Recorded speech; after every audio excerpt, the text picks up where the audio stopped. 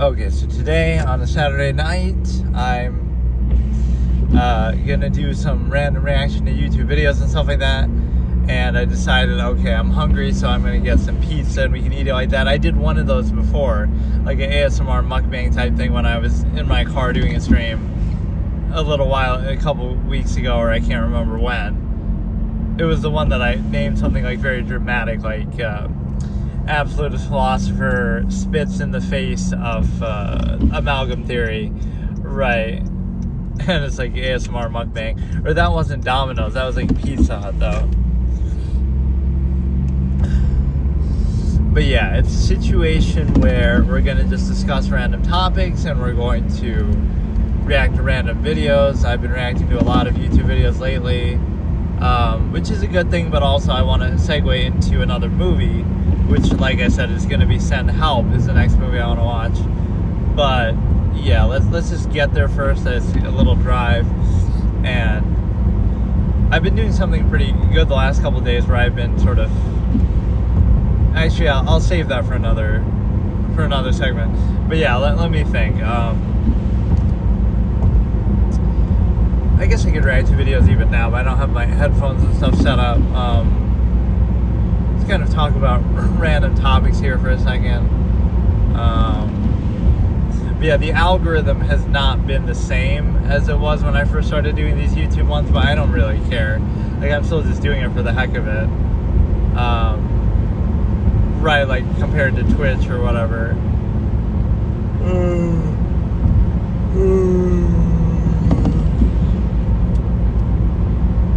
So yeah, I can't even decide really. Some of those clips last time were pretty good. They were like sort of people discussing things philosophically, although it falls into a category that's a little bit silly where they say this person said this thing and then they were never seen again, they were never heard from again.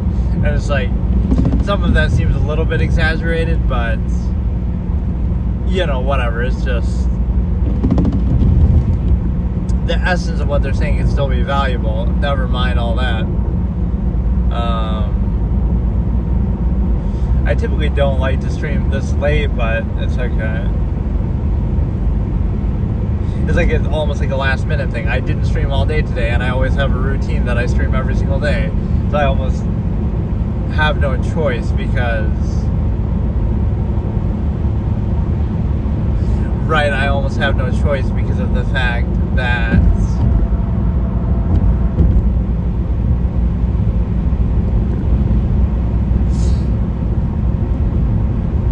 Right, I was about to miss it.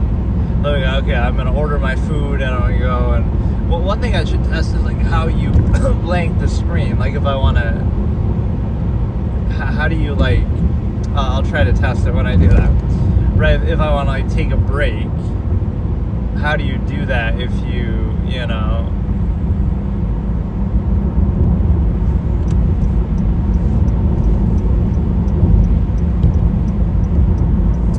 put up like an away screen or something.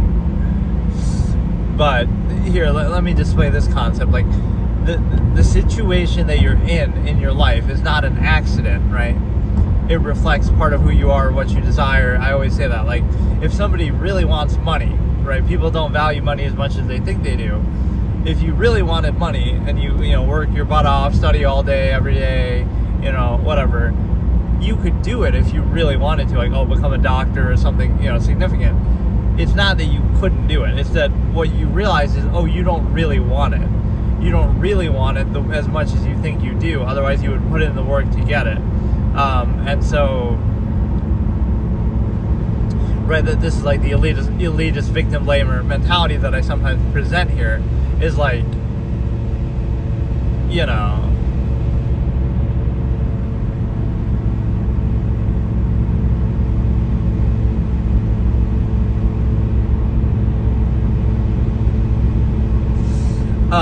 everything is like self-created. It's a choice. So it's like, oh, if somebody becomes an addict, alcoholic, or gambling addict or something, you can sympathize and try to help them to a degree, but it's kind of like, it may be something that's exacerbated at that point, but it's like, oh, it was their choice to do it in the first place. They didn't have to do it. It's a luxury, right? People, you know, you don't have to do it. You chose to do it. It's a luxury, and then you get addicted to it, and then you can't control yourself. Like, at some point you realize, oh, it's ultimately their fault. Maybe not their fault at that point if you want to say, well, it's an addiction, but it is their fault that they got addicted, because you can point to, oh, that's something in their personality and psychology, but it's not, because there's nothing in psychology that says you have to gamble. Nothing says that you have to do that. You could just not gamble. There's billions of people around the world. Not everybody gambles. Not everybody has the opportunity or the time or the luxury or the freedom to gamble, right? So don't give me that. And then the other thing, you know, like even alcohol, just don't drink, right? Like, just don't drink. Or if you do, then control it. Like, it's not, right? These are not compulsory things. So I say that,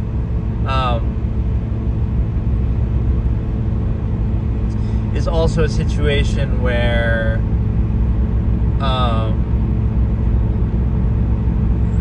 I'm gonna eat like the whole pizza. I got a pizza and a pasta. I'm gonna eat like all 8 slices right now. Like, I swear to God, which is not a good thing to do, but I'm absolutely dying of hunger right now, which you shouldn't do. Like, it's not that I didn't eat all day, but I didn't eat, I guess, anything really fulfilling all day, I guess.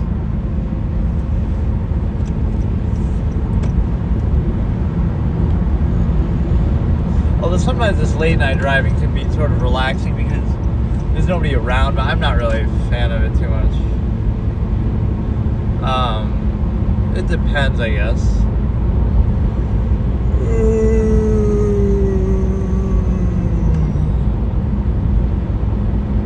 It can be annoying because you're more likely to get a ticket even if you're not really doing anything wrong, or like even just to get pulled over because the cops are around more at night and they have nothing to do. Right, so yeah, let me test one thing when I stop. Let me continue what I was saying though. Is the fact that like, things aren't an accident, so like, you'll realize, especially to do with the stimuli acme and social contrivance, like, oh, you lack the riz to pick up chicks, or you lack the whatever. It's like, what if it's that you don't really want that?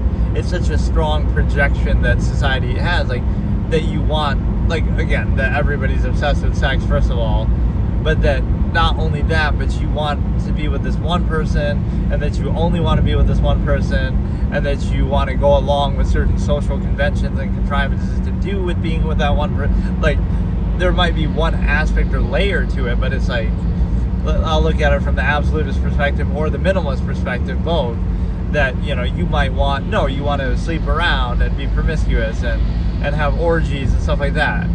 Or you don't really care. Or like, okay, you're attracted at the surface level, but it doesn't mean you want to base your whole life around it. There's an interesting way that it's turned in reversal, right? The emperor has no clothes fallacy. It's not that the majority of people in society are just mindless sheep who are controlled at half-mast by their base standard instincts.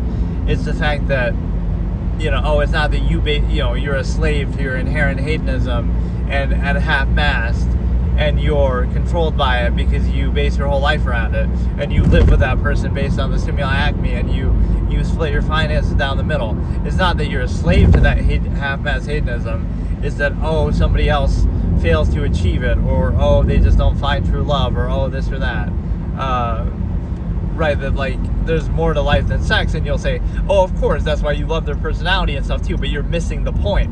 No, there's more to life than sex, meaning you don't base your whole life around a sexual partner. That's the meaning of it. Like, it's and again, this is where objectivity comes in, and what I discuss is like, it's not about telling you what to do, it's that society so heavily tells you what to do in that way, right? Obsessing over the sexual stimuli acme element, so that now what happens is, by simply not doing it, that's seen as outward, and so there's some like sort of defense mechanism projection that society has to do. It's not possible for anybody out of 8 billion people, or whatever, some significant amount of people in your country or your area, it's impossible for somebody to not want the exact thing that society tells them to want, right? It's not that they fail to, you know, it's not that they don't want that, it's that they fail to achieve it, or right, like because this is the uniformity that society operates in. It's not that they could just not be interested in that, or they could want something different, or they could choose to go about it differently. None of that is even possible, and the projection is pretty strong. Again, I have that one character I wrote that represents that, which maybe I'll explain that at a different time, but whatever. It's just like, suppose it doesn't even apply to you, but it'll still be projected. That's how deeply controlled people are.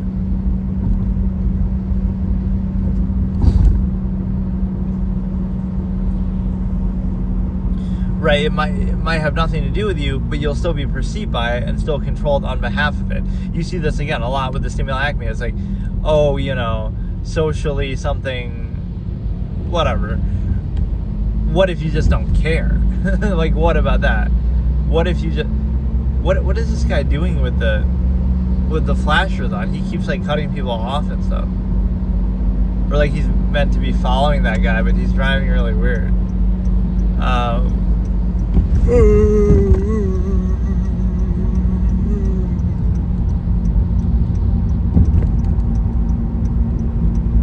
Or that's like a minimalist ideation that I present sometimes, is like, oh, you're in like a really dangerous situation, and then the character just goes super slow and does everything super, like, in a way that they would normally never do, but they do it now because it's like, oh, what if I just go to extremes that I normally, because there's no rush. It's like there's no one else around, or I don't care about how it's like they throw everything to the wind. So it's like, oh, they're in public and like they're in a very dire situation, or oh, their loved one is about to die and they're going to save them. So they run there and their pants fall off, and oh, their butt showing, and oh, like, so it shows you those things are trivial when those things are tied to a subversive state.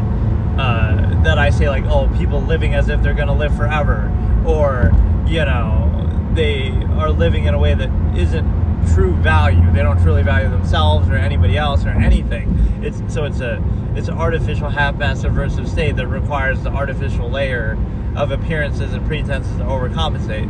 And so what that means is the basic fact that in the face of true value, of absolute value, your best friend is dying and you got to get to him quickly, and oh, haha, your pants fell off, and society's not at peace with their own naked natural body, and so therefore they'll make a big spectacle.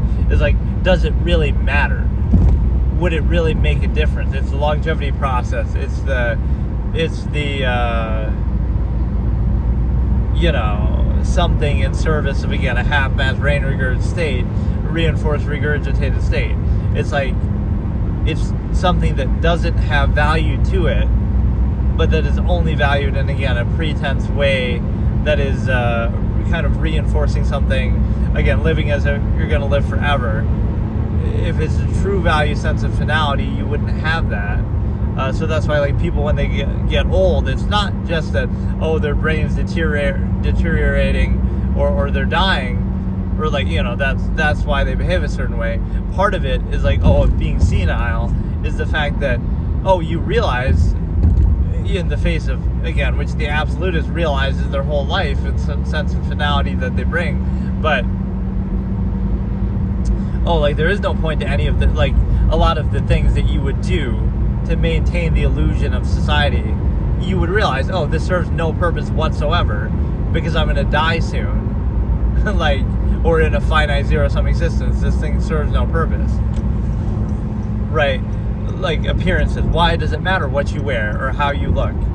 Why does that matter? It only matters, again, in a subversive half-mass state that is not of true value, because it's a way to, like, keep an illusion up of, like, how to keep people in a half-mass state. Like, oh, you won't try to achieve your full potential or live life to the fullest because you're instead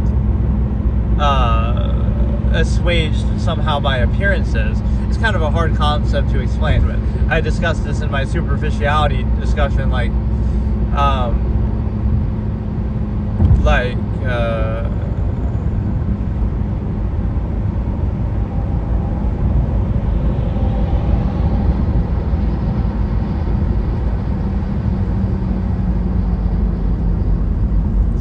basically, it's something that is, like, if people were at peace with themselves and their lives and their, what I call their measure, there would be no need of that. We could be all a nudist colony and walk around naked. Not that we would have to, but like we could do that and it wouldn't matter. We would be at peace with our naked natural selves. We would be at peace with reality and objective truth and in nature. We would be so focused on our measure and our purpose and our sense of what we're doing in our life, right? Whether it be functionalism or whatever else we decide to value, we would be so focused on that and so busy with that, we wouldn't have time to focus on superficiality and appearance and pretense, right? So it's a sign of a controlled state, especially when it comes to the stimuli acme, both that the stimuli acme is controlled, like you can't freely practice that process, but also that you're controlled by it, that your whole life is based around it and things like that. And so now you understand what it's actually about. So even by trying to observe it, it'll be projected. And again, that's what the absolutist or minimalist would do. That one character I talk about is like, you would let it ride. Let it ride. You don't have to justify it. Like, oh, it doesn't apply to you, or it doesn't matter. There's nuance, or there's, you're doing it as an observational basis. You're doing a limerent siphon. But not only would you not feel the need to justify it, it kind of shows the point that it would be projected there. Even if it doesn't apply, that's the only thing that people value. That's the only thing that people can think of. That's the only basis in life that people have. They're so insecure about it. They have to outwardly insist. They have to project. The proofs of the stimuli acme are self-evident. So it's a concept that is really disappointing that would even have to be explained, and that's kind of the point. Why should you have to justify something, right, when people themselves clearly don't understand something? Why is it on you to explain it? Why isn't it on them to understand it? Right, so they're so indoctrinated to a contrived state. So it's funny how that works, right? People are so insecure about their own stimuli acme specification that they have to project outwardly, right, that they're trained, tamed animals by their half-mass inherent hedonistic tendencies, and inherent nature, that they're practicing in a half-mass. So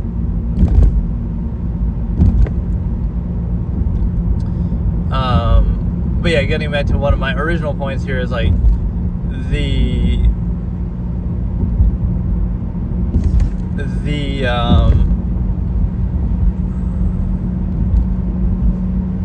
like in the face of true value and finality and a finite zero-sum existence and all of that, all these things don't really matter anymore, do they? So it's like somebody going senile or something like that before they are, when they're older. That's part of it too, though, is just they realize that everything you do in your life doesn't serve a purpose. It's actually counterproductive, because all the time you spend, all the effort on appearances that don't matter objectively, have no impact on anything except to the degree that you acknowledge it. So if everyone was just enlightened enough to not care about appearances, they would cease to matter. Whereas, again, not everything is like that. Although to a degree I could explain that too. Like, eating food is not strictly acknowledgement. There is you do have to eat food, and what you eat does have an impact on your body. So that, and your health and your lifespan and stuff like that. So that actually has a real relevant basis and value. Whereas, what you wear has no basis whatsoever. There could be a functional basis, like, okay, what's comfortable, or what helps you, do your job, or what helps you, walk easier, like don't wear high heels or something like that. But the point being that,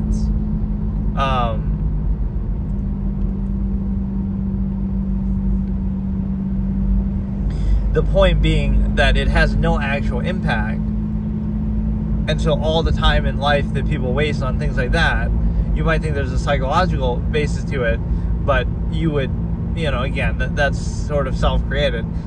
You can value anything, but again, an enlightened, objective kind of mind would be, none of those things matter, so we're not going to worry about those things or waste any time and effort on them, and they're only necessary to reinforce. This is the whole problem with the closed structure contrivance state that values even things outside of contrivance by contrivance terms. Like, so if you're not, it's the inability to achieve a false absolute, not that it's not absolute. So you would look at someone who might be objective and choosing not to practice that process, and you would say, look, they're not practicing that process, so therefore their opinion or their perspective and lifestyle is invalid. So you're looking at it from an insular perspective. Anybody who doesn't fit with contrivance is invalid because they don't fit with contrivance. So the possibility of observing contrivance from the outside would be self-fulfilled, because it's like, it's sort of hard to explain, but you know, you're judging somebody who would, like a nudist colony, you're judging them by, oh, but they're not wearing any clothes, so therefore their opinion's invalid. But that's the whole point, is like, they're choosing to do that, and there might be some framing and false duality, like, oh, they're doing that just to prove a point, or, you know, whatever, you'll attach some negative thing to it. Oh, they're doing it because they're hedonist, or they're doing it because they're you know,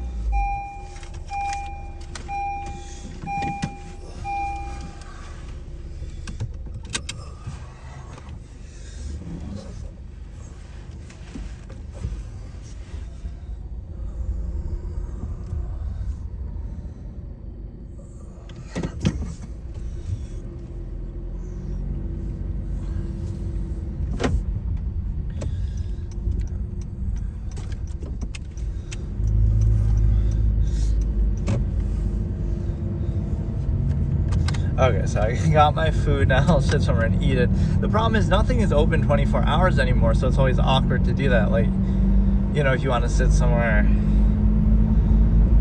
right, like Walmart. That was with the COVID conspiracy. It was all manufactured just so corporations could usher in the age of auto self-checkout that otherwise might have been more objectionable. And the, you know, whatever, just the stuff like that, not being open 24 hours anymore and stuff like that. And the greatest crimes of it were, oh, the KFC got rid of their potato wedges around then, even though they finally brought them back now. Like, I don't know if that had to do with COVID, but around then, that's one of the great tragedies that happened. Or it's the fact that basically, you know, McDonald's stopped doing the all-day breakfast, I think, around then. That was such a good idea, too. But yeah, like obviously, whether you could say the intentionality there or not, it'll be used as a pretense for that. Like, oh, that's an excuse for everything, COVID this, COVID that. But no, what I was saying is, you look at it like a front. And what I mean by a front is like, people will try to excuse that earlier explanation that I was making, where I said like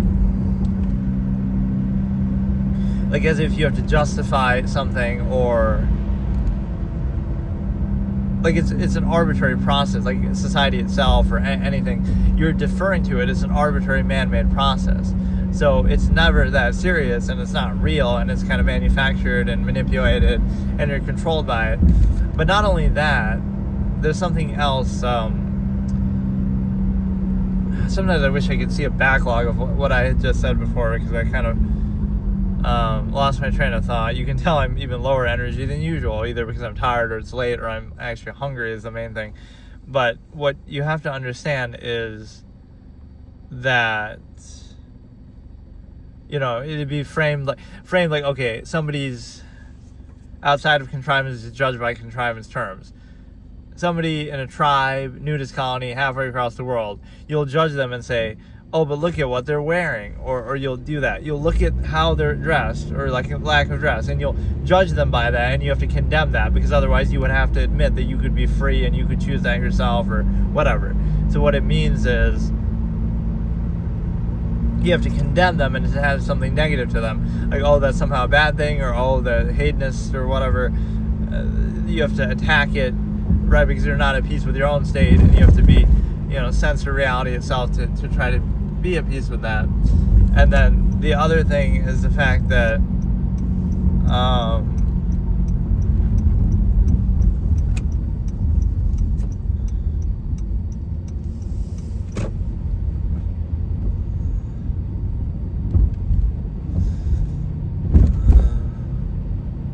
nobody will really bother you, but it just seems odder. Look how well lit this is. Like, why you save some fucking electricity, dude? Why this shit's so well lit when right when there's nobody here? It makes you sort of stand out, though. I don't like the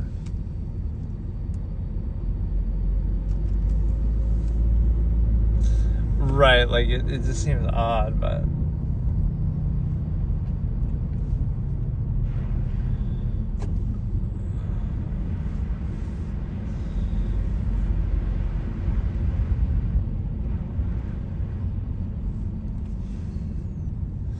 But yeah, what I'm saying is the intentionality of that is kind of telling, because what it allows you to do is it allows you to basically we're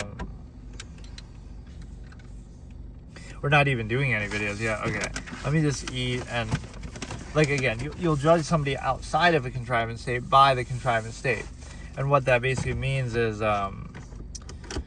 you get to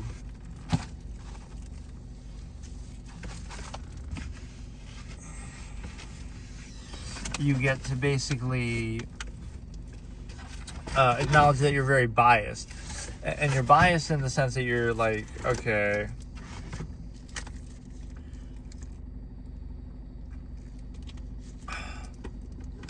so we got Domino's chicken Alfredo pasta and just a cheese pizza, and I'm drinking water, and I got like a Dr. Pepper with it too, just for ASMR mukbang capability.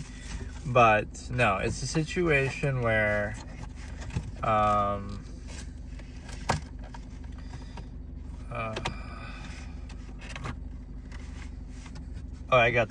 didn't get the chicken Alfredo, actually I lied. I got the 5 cheese mac and cheese thing. Because sometimes that can seem overwhelming, like, oh, that's too much cheese, but, you know, plus the pizza, but that's fine. Okay, so what I'm saying is, you would judge somebody within contrivance by contrivance standards. And what that means is, again, you're using your criteria. So in other words, your perspective can never be wrong, or not even wrong, but again, not exclusive, specified to everything else. Like, out of everything else in existence that you could possibly do, your exact lifestyle is the only correct one. And that's the cognitive dissonance inducing way you have to kind of look at it. Or like, you know, that you would have cognitive dissonance with anything else. So you would look at anything else and you would judge it by your own standards.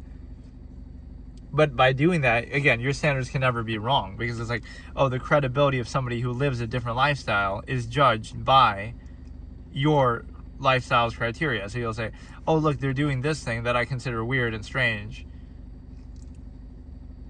therefore they're wrong. When the whole basis is that they're living a different lifestyle than you. So of course it's going to be different, right? So it's self-fulfilling because you're judging them by the very thing that, you know, differentiates them from you. You're not looking at it objectively. It would be different, like you apply a standard, like, okay, this is a standard, and based on that standard, you know, this is or isn't valuable. But appearances really aren't. Like, you'd have to explain that, right? Why are appearances important, especially to the degree that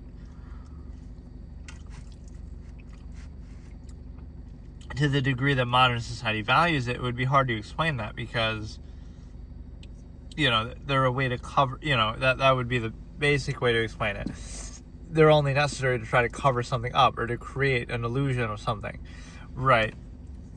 So you have to deny our inherent nature and then craft a contrivance response to it, and then, oh, now we can be controlled in a certain way, right? You're not at peace with your inherent self. You have to censor it. You have to hide from it.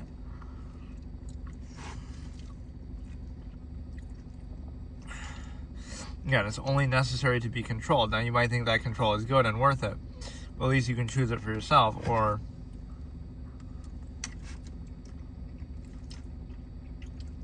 what props up then is the constant conflict of contrivance, as in, you know, you're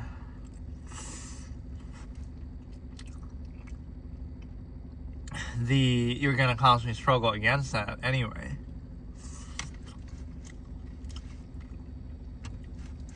So you deny that nature, but then you're faced with it anyway, what I call, like, again, the imbalance overcompensation issue. And so what that means is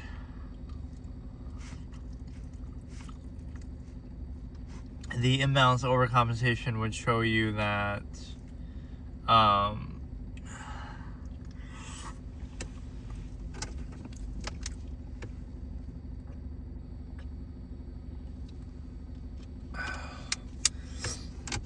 or what I also call, again, repression leads to obsession. One of my key phrases, like, so you'll pretend like, oh no, people aren't obsessed with sex and it's not, you know, that important or whatever, right? And we'll condemn it in a certain way, like, oh, hedonistic things and sleeping around, or like being animals in nature and engaging in, you know, that kind of base hedonistic act in nature's way of inspiring reproduction.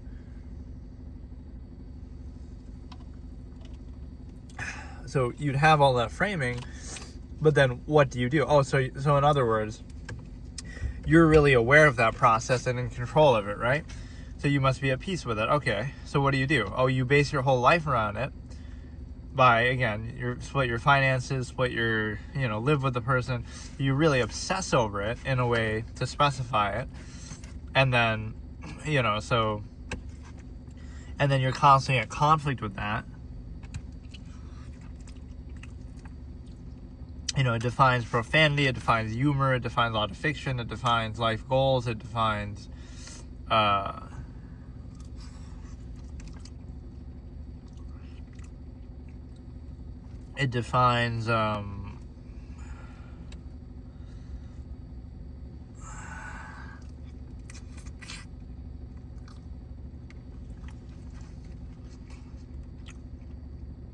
that you're not at peace with it. You have to constantly, again, humor and the cognitive dissonance of that. You constantly find it funny, or, again, it's props up in every area of life. So you're pretending like, oh no, you're not obsessed with it. You're not just some animal hedonistic tendency, but not only, you know, you pretend that, but then it comes out. That's the thing. So it's kind of like,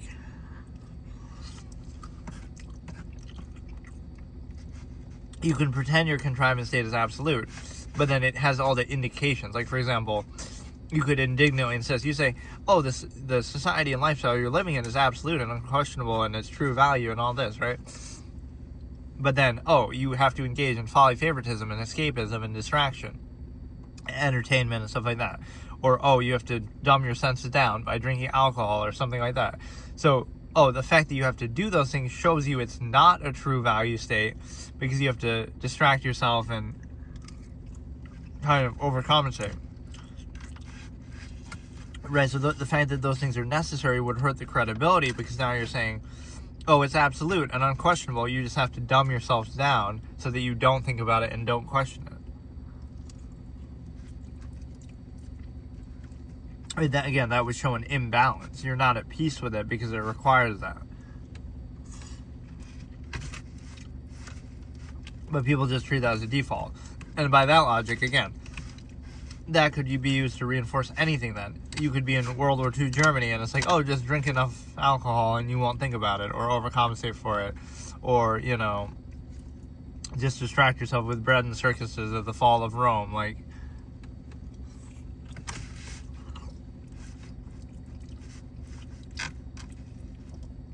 so again, this sort of a contrivance response issue that, like, something seems to be the case, but it requires some outward imbalance, right?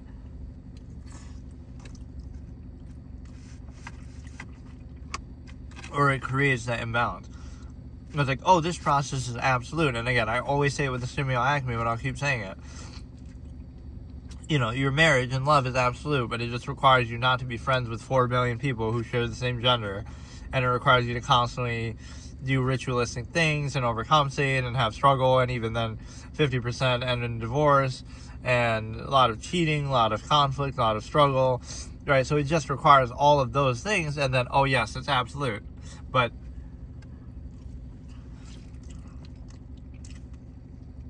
you know, that's what I call a non-accountable false absolute. It's absolute, but no amount of breakups or divorces would disprove that, or no amount of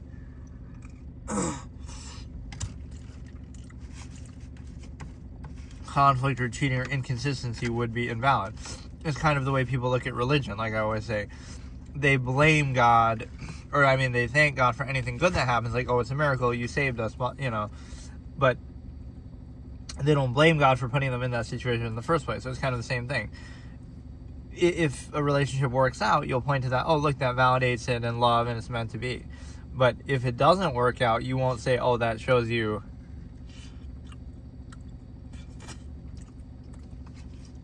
it's artificial, it's a construct, it's, you know, false absolute.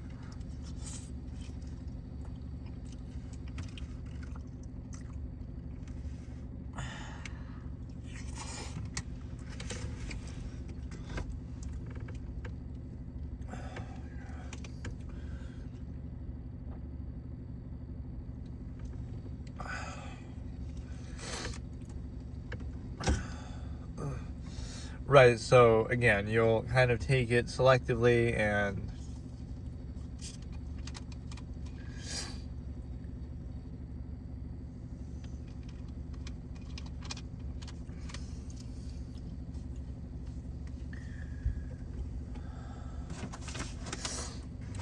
you will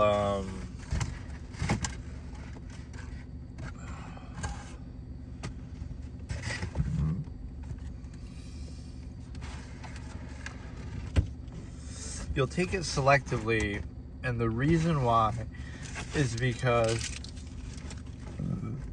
right, it is absolute, but it requires all these qualifiers, right? That's what is questionable. It's like, so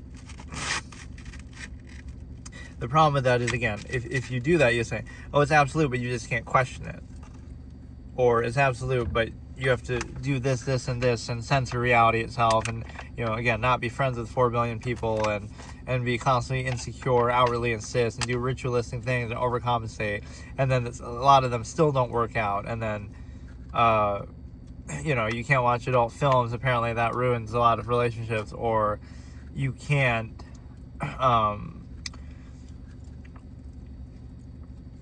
you have to do all these things to create this restrictive structure. And again, like censor reality itself. You can't imagine things. You can't have fantasies.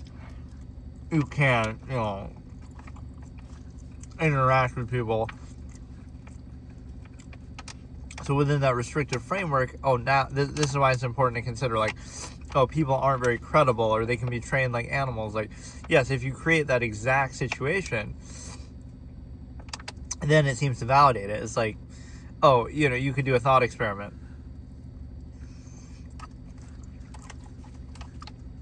A person could be perfectly happy living in a cell. So they're born in a cell, they don't, again, and in jail. They don't know any different. They don't know any better. They don't know there's a world outside. So now they're given, enough food and everything, and they could be perfectly content with that. And they don't know the difference. They don't know any better. But, right, that doesn't mean if they did know. So, again, that's kind of how society operates in a large part. Is we, even in the age of information and technology, somehow, it's like, it's,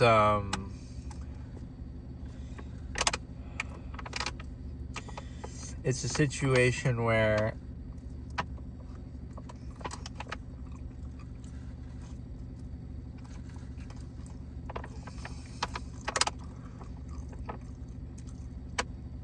you have to censor reality and do constant contrivance and sort of frame everything a certain way.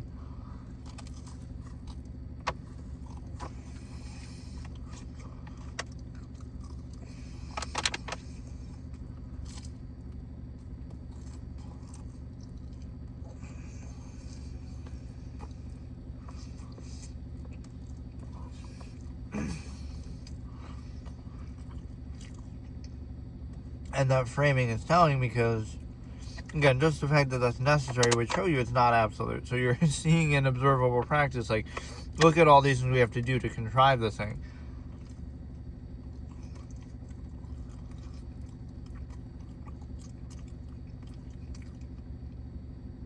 And again, you can argue a functional basis, like, oh, that's a good thing for a family system or something like that.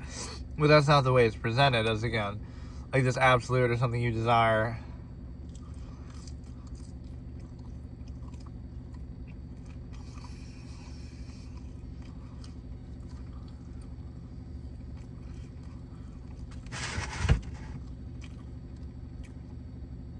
So that's what I call into question the observable practice, where, again, you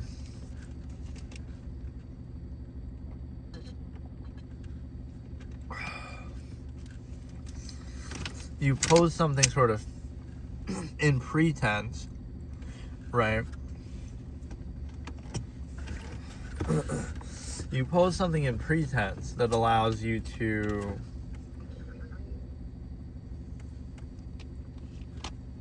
say it's absolute, it's an end-all, be-all kind of thing, right? Premise being that you're restricting reality in a way, like, oh, how would you take this inherent process, like the stimuli acme, and specify it to one person and, limit it to one person and just exclude everybody else? How can you do that? And the way that you do it, and you bypass cognitive dissonance and you say, oh, because it's absolute, it's soulmate, blah, blah, blah. But the observable practice of that, first of all, the origin, it's a good way to demonstrate, some of these concepts that I use in general, in other ways too. But again, observable practice is like, it came about because of geography and convenience and, things like that. And then the active practice, it doesn't live up to the absolute that's posed, right? You can try to anecdotally say, oh, well, this was, perfect or whatever. But again, even then it's like, okay, it's a choice, but it's not some uniform thing that you can really impose upon everybody, but that's kind of how it's treated. So the extent to which that is controlled and projected is very telling. And there's also a situation where basically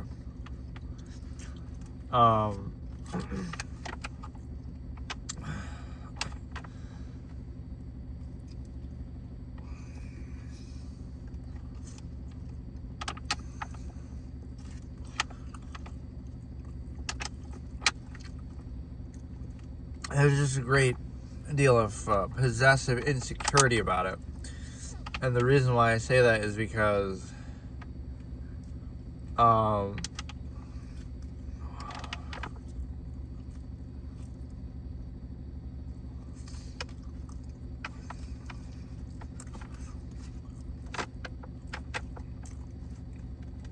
right? You have all these ritualistic things and kind of social engineering.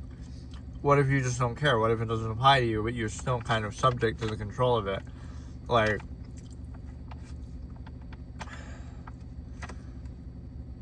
I don't know, it's sort of a defined by non-fallacy.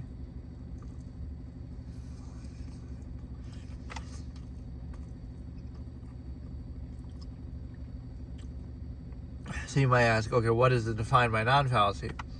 It's basically the idea that you're defined by not doing something that you're compelled to do by contrivance, rather than being defined by doing something. So that shows you it's an unnatural contrivance state, like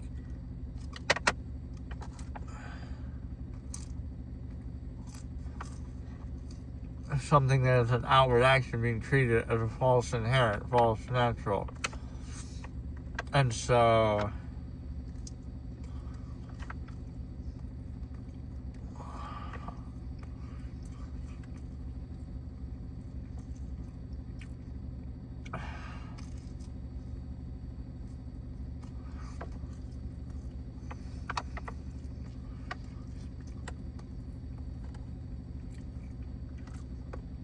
there's a couple of fallacies to do with that. For example,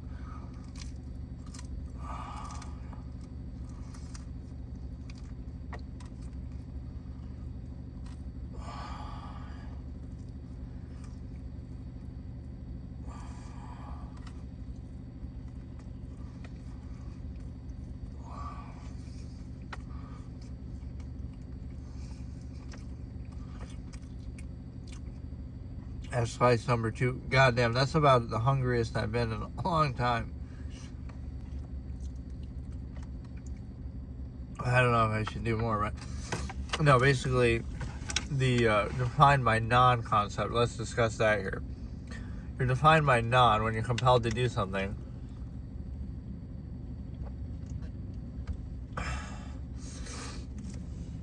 There's like the false inherent, right? So when something is treated as default, it's actually outward, right? People are defined by not doing it rather than by doing it.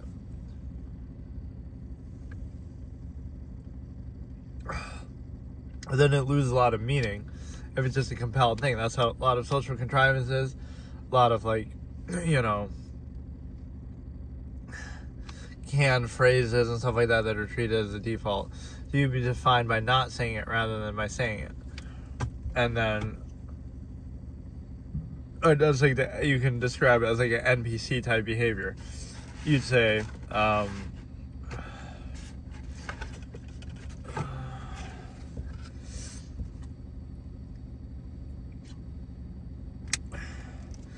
you know, NPC behavior, like everybody does something mindlessly, and then if you don't do it, oh my goodness, that's a big deal. And that's defining, like you're doing something outward, but you're not doing anything outward, right? It's as if you were to come into society from the jungle or some outsider, and it's like you're expected to do all these things as default, that, you know, you can argue some sort of functional basis or otherwise, but it doesn't mean that it's absolute or, you know, unquestionable. And even by the same process that you're supposing it's good, you could arguably do something else, right, that lives up to that standard to a greater degree.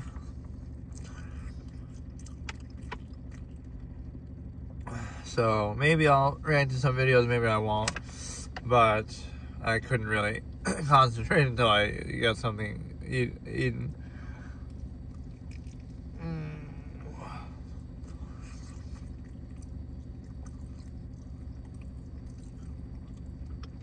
It's like Domino's is one of those things that's like a cheap option, right? In no way is it even comparable to Pizza Hut, but oh, it's cheaper, so therefore, you know, that's the only reason why.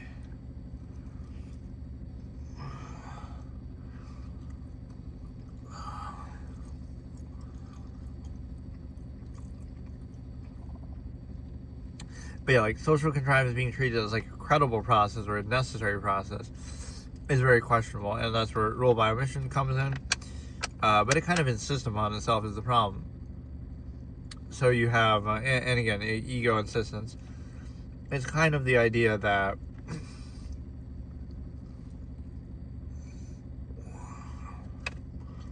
it's a means to control people, but it's not really credible, right?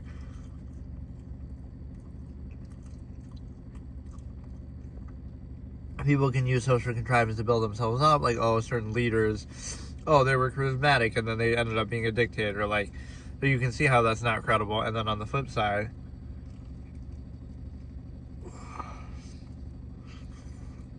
it doesn't relate directly. It's kind of like if you judge intelligence or anything by that, it's like,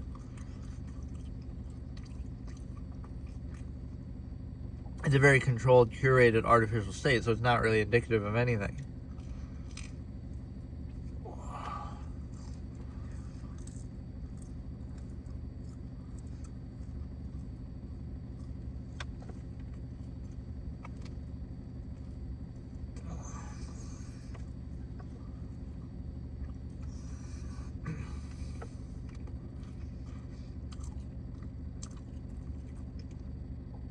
Right, and again, so it's like a few layers. It's not credible. It can be manipulated easily. It's also like it wouldn't be necessary.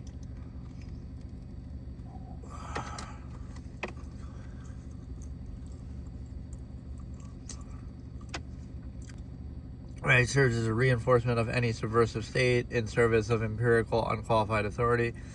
It's kind of like if you're living a sound process and you're at peace and everything, you have a measure. You wouldn't need that, right? It's like a placeholder for lack of value in a subversive way that you're trying to reinforce or overcompensate. If it's a sound process, then you wouldn't need that.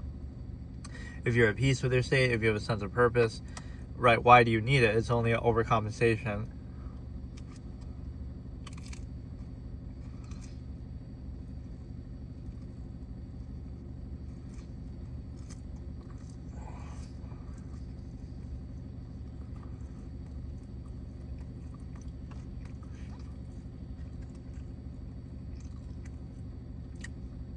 That's why at least the absolutists wouldn't insist upon it, even if you tolerate and defer to a contrivance state.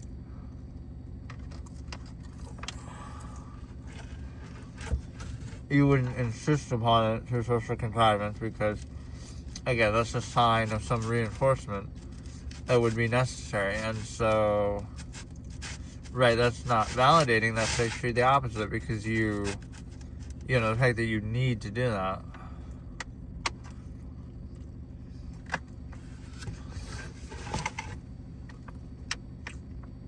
And it's sort of arbitrary because that's how it works at a surface level. You'd say, like, you know, like being nice to other people, or on like an initial surface level, right?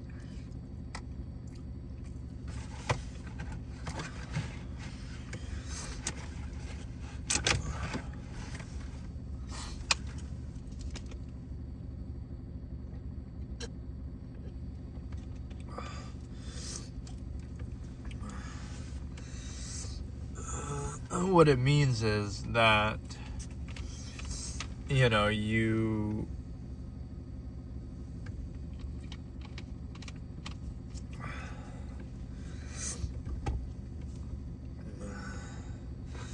could use that to reinforce any state. Then, okay, you're in World War II Germany and you should be nice to each other and you should be positive and uplifting.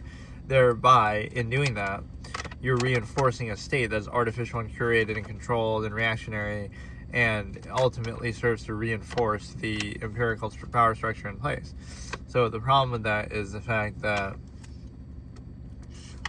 right, it could be used to reinforce anything. So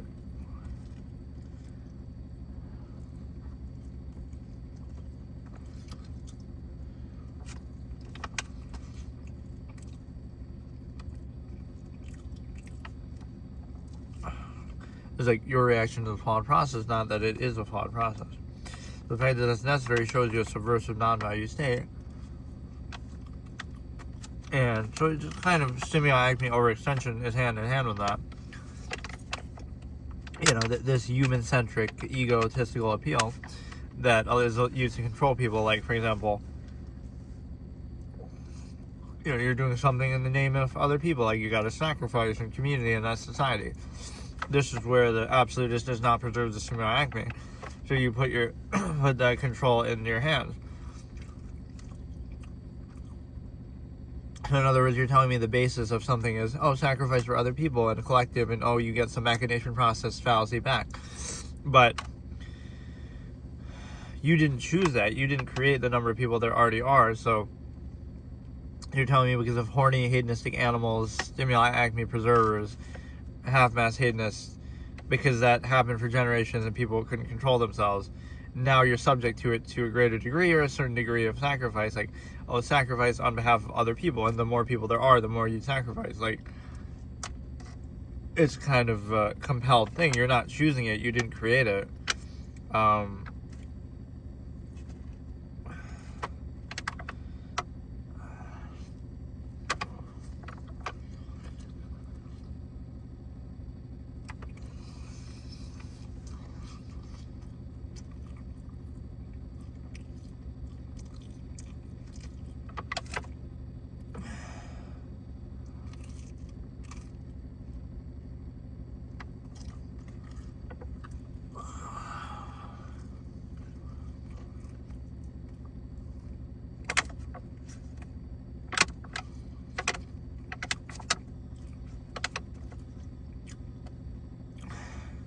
Again, true or full value would not be allowable or present.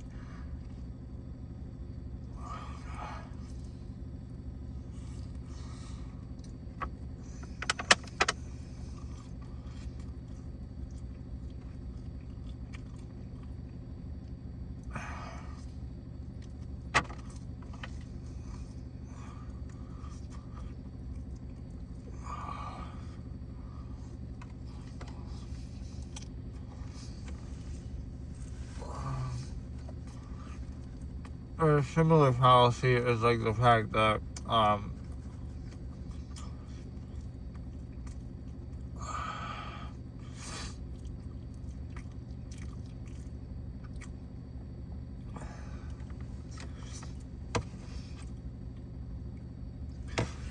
a similar fallacy is the fact that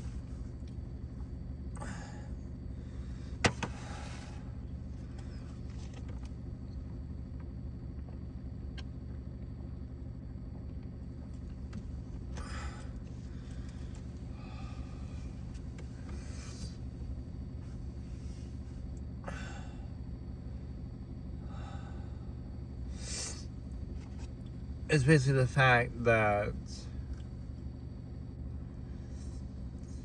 like, the cynical view of human nature or negative human nature or whatever, this is where rule by omission protocol is so strong.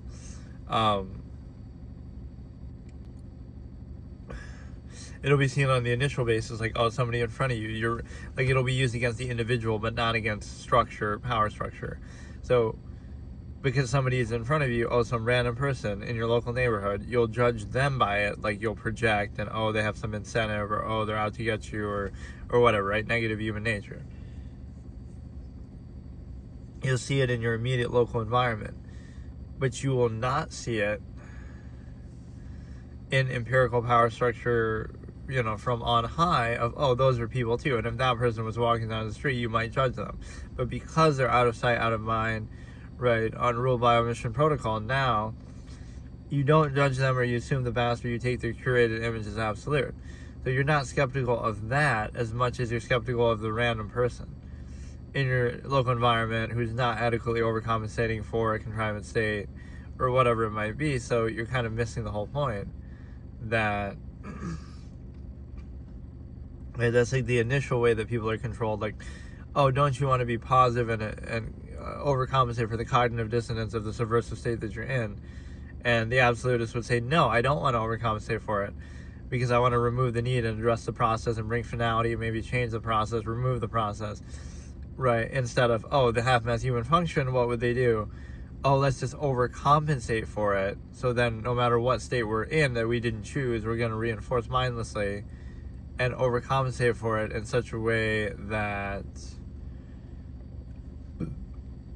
you know, seems to validate it. But again, that would indicate some conflict, like that it would it would be bad if you acknowledge it, or just even didn't overcompensate. So the issue is, your failure to overcompensate for a flawed process, not that the process is flawed. So that ties into my non-required, non-desire concept. That's kind of like, it's not that, look, if you, you wouldn't engage in social contrivance or something like that, which is, again, the subversive process necessary to overcompensate flawed state, but you don't require it either, or you don't desire it, like, from other people to do it to you. So you're not being a part of the process, basically.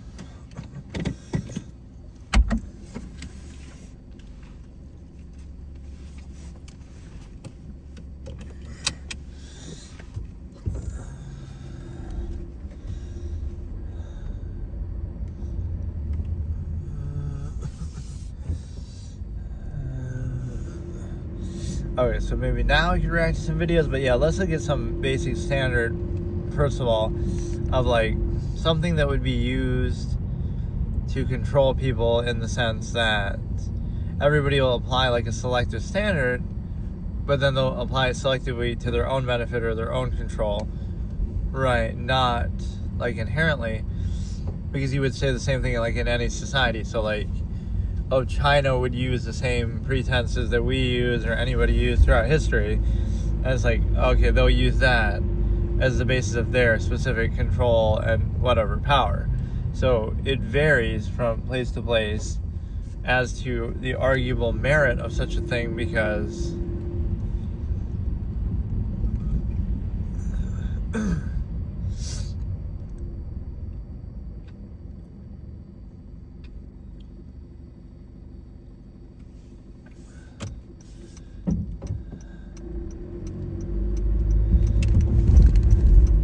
right, you could use that for anything then. So it's the same thing on a social level. It's like, oh, some pretense, some standard, but it's nothing more than zero-sum self-interest, functionalism, whatever the case may be. It's not an absolute that would supersede anything. It's just a zero-sum process. And so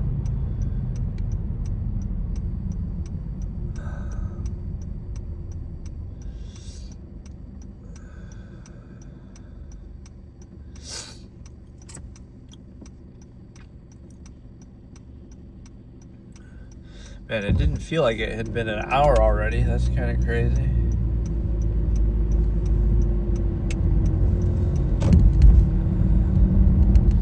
Yeah, maybe I'll try to watch some videos here. I don't know. I don't like sitting in one spot too long if it looks so empty. It just seems weird, but reasonably nobody's actually gonna bother you. But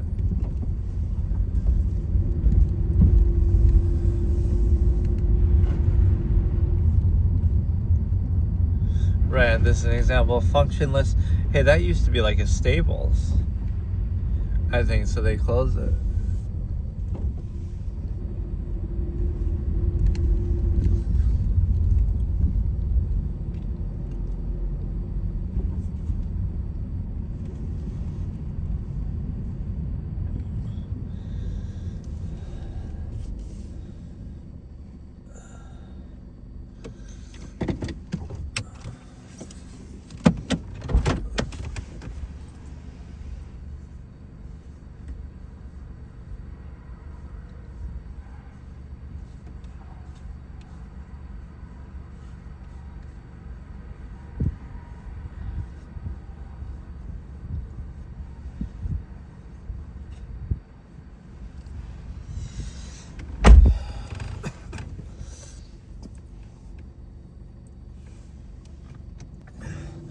And of course, that's the one thing I never do, is actually showing the video itself in terms of the,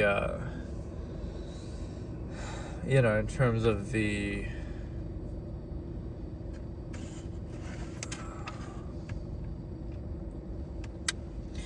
if I was to show the video on the thing, then you can get potential copyright stuff, or even playing the audio.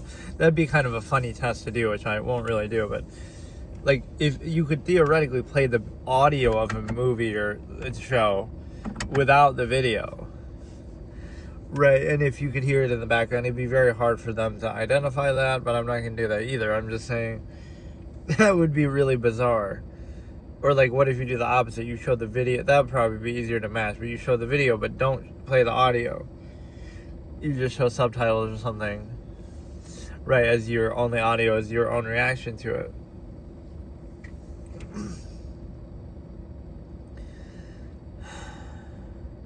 Yeah, that's why I even use the Bluetooth headphones, because it allows you to basically, it allows you to, so that you don't have to hear it, but I can hear it. Let me see. I don't like any of these spots, though. I find this kind of annoying. All right, here, we'll take one Bluetooth headphone thing here.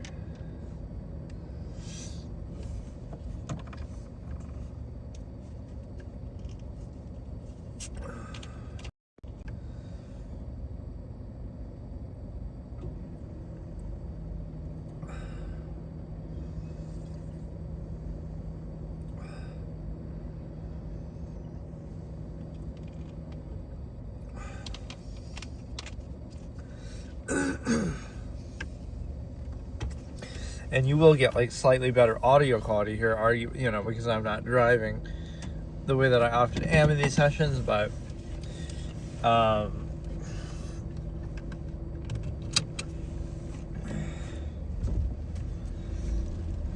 it's weird. Or like, you can do like a truck stop or something. It just seems odd.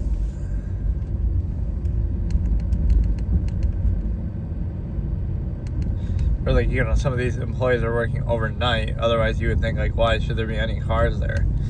But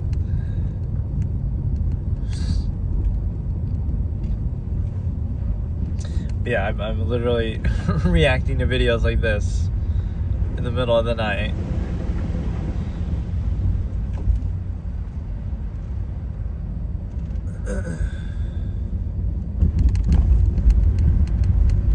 I think within reason, like, nobody really minds about that, but it just seems odd. Jesus Christ.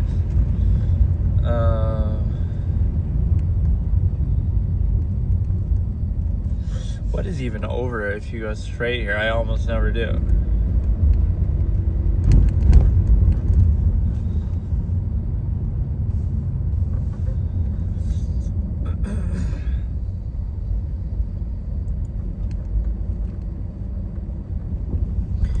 But this is almost a cool spot, like in between the stacks of shit here, or like in a car dealership. You could blend in with the other cars. That's actually a genius idea. Although that might, whatever, they might notice it, but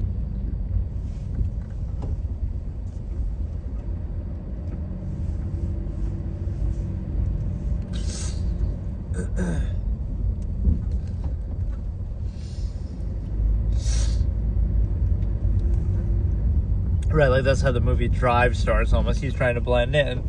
And so you imagine, instead of going to like a baseball game or whatever he does, he goes there and blends in. He could like go to a... He could go to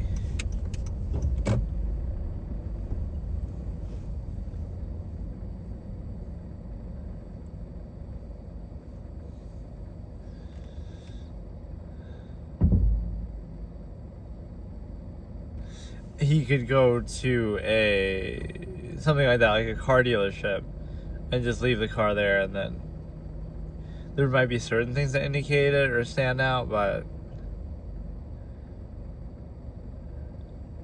no, that's partly the basis of contrivance. Is like you're guilty until proven innocent just by human nature itself, but then we also have like a pretense positive thing, right? So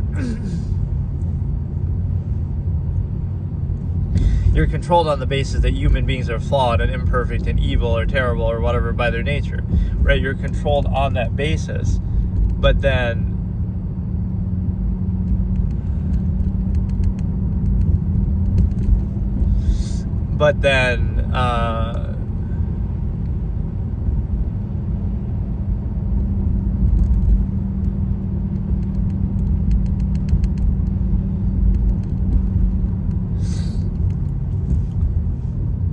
then it becomes, again, a contest of contrivance, like who can put up the best performative aspects. Like, either that nature is there or it isn't, but you'll be like, oh, but look, this person puts up adequate performative aspects to appear better than that, so therefore they'll be given power, and then we'll be surprised when their nature is the same, or they can act on that. So the human variable is not really acknowledged. The ability to self-actualize,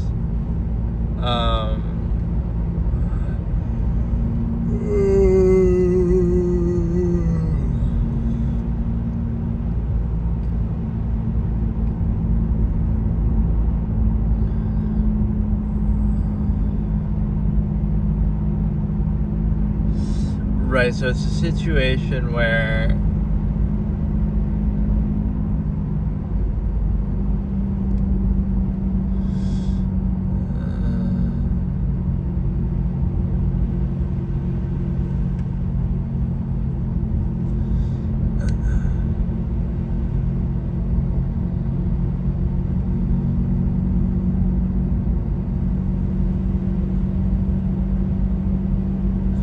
the gas station's open 24 hours, but that's so weird. I'm gonna be too tired to even do this, so I shouldn't even bother, but I was just trying to theoretically do something like, whoa, it says it's 61 degrees, it doesn't feel like that warm. But he's not even on, but that's crazy. Yeah, like, why did it feel colder inside than it is outside then?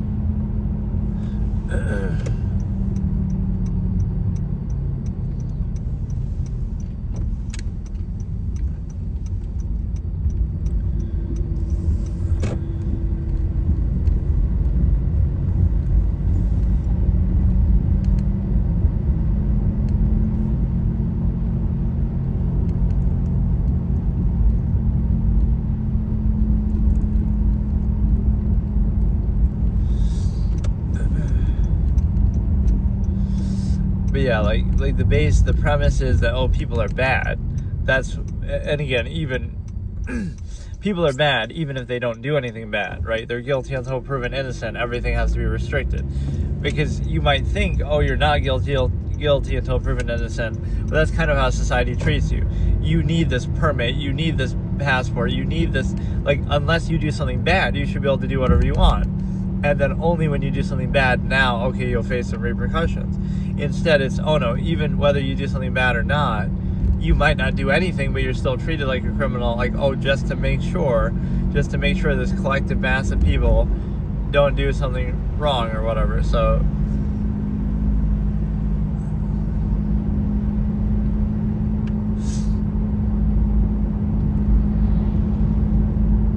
yeah, I don't think I have the energy really to react to much here, but whatever. At least I made it in time before midnight to do the stream, but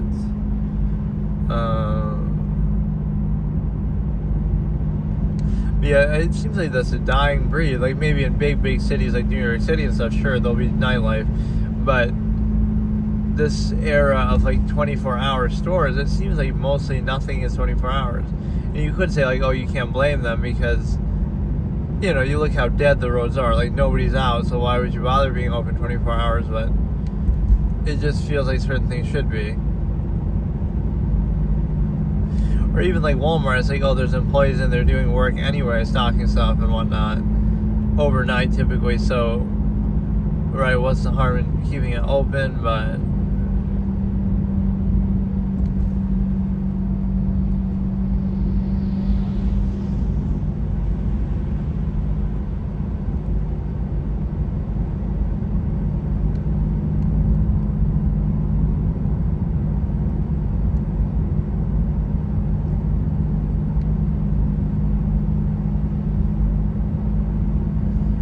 yeah, one of these times I gotta actually react to some videos inconsistently.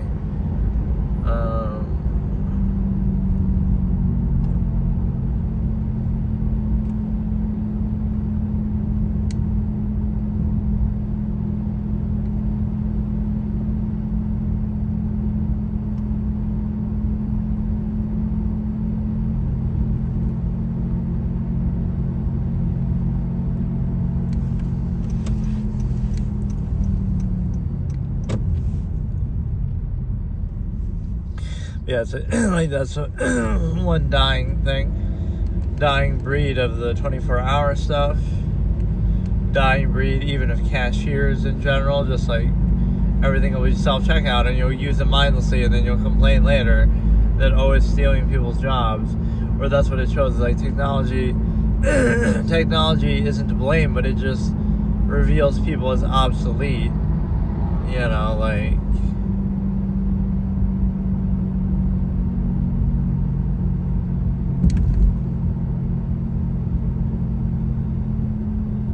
right, or I guess McDonald's must be open. I feel like a lot of them aren't, but this one has cars there, so in the drive-thru, so it must be.